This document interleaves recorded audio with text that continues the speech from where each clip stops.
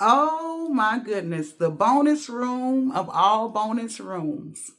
Now, as you can tell, this is not just a matter of a game room. This is actually a man cave. And yes, I gave my husband that teddy bear that's sitting on the floor.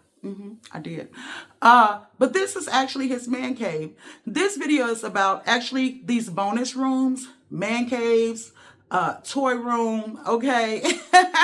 The area where, people go in there and they play and oh my goodness, you can have stuff in there for a long time, things that you don't use, things that's expired. So, first thing I'm going to talk about actually is the game room for kiddos. Now, kids outgrow toys easily. Often, if you're not having any more babies, go ahead and get rid of those toys. And the easiest ones to get rid of are the broken ones, the ones that you know that they do not play with, okay? That's something that's vitally important. Making sure that you let go of the toys that are broken, they don't use, they're not going to use them, okay?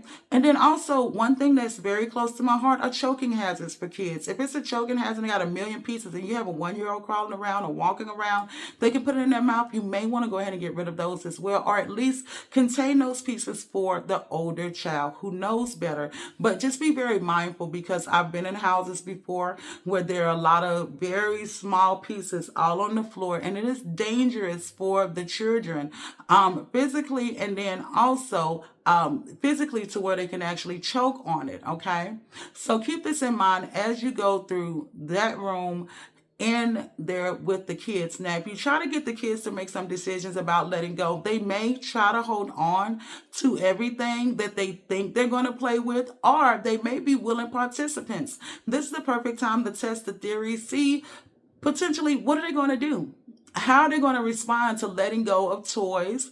And to see what can you do. Okay, we're going to get rid of some toys, and we will be buying more, but I know you don't really like this toy that much, you haven't played with it in a little while. What do you think about us going ahead and donating it to someone who may not have toys like you do?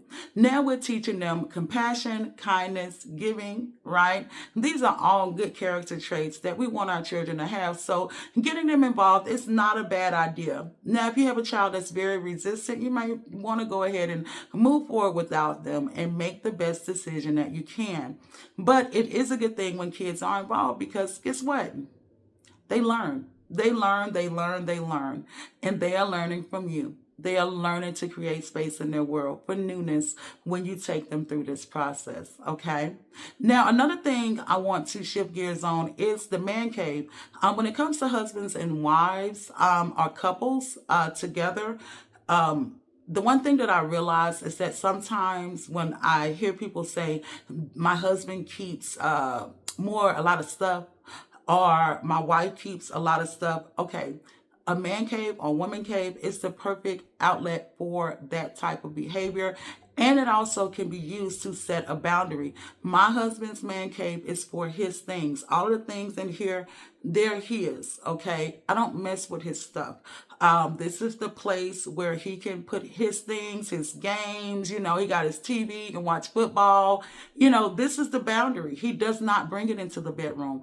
That's the respect, that's the line of respect that's in place. So a man cave or woman cave, okay, can be very, very useful and cause more peace to dwell within the home. So keep this in mind. If you can get a man cave or a woman cave for the person who has a little bit more stuff than what you normally function with, yeah, maybe a good idea, so you all won't argue so much about their things being over here or their things being over there. If they have their own space, then it may be easier, and I say may, to be able to feel more comfortable with their things being out of your way or your things being out of their way, okay?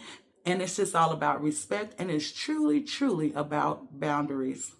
Now, if you're inside of your man cave or woman cave, the biggest thing in this room is what serves you now. What are you using now? Are there things in here that do not serve you?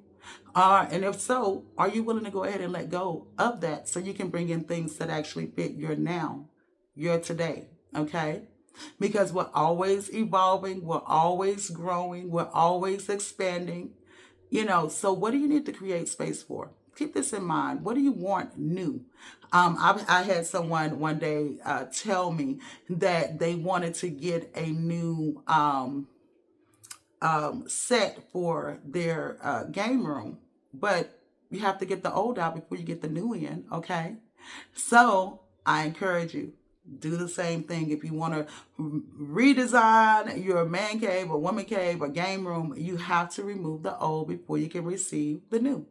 And this is the perfect time to do it. So let's go.